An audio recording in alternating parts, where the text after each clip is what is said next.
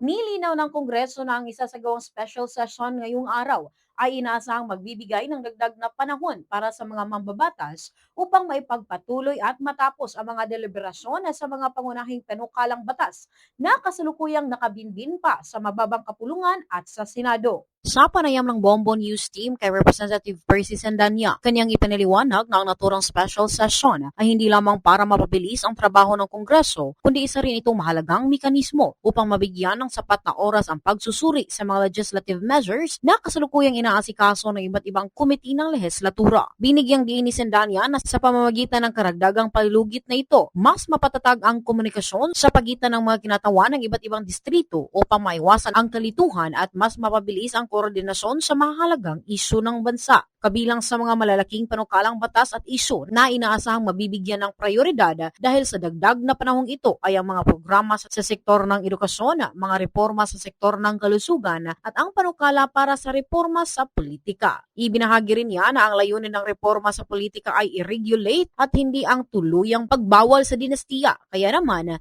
hinamon niya na ang Senado na seryosong tutukan ang naturang panukala matapos itong maaprubahan ng Kamara sa ikatlo at huling pagbasa. Ayon kay Sindanya, napakahalagang mapanatili ang momentum ng Kongreso habang nasa special session upang matiyak na ang prioridad na batas ay mabilis at epektibong maipasa para sa kapakanan ng buong publiko. Tingin ko mahalaga din na bukas ay magkaroon ng special session.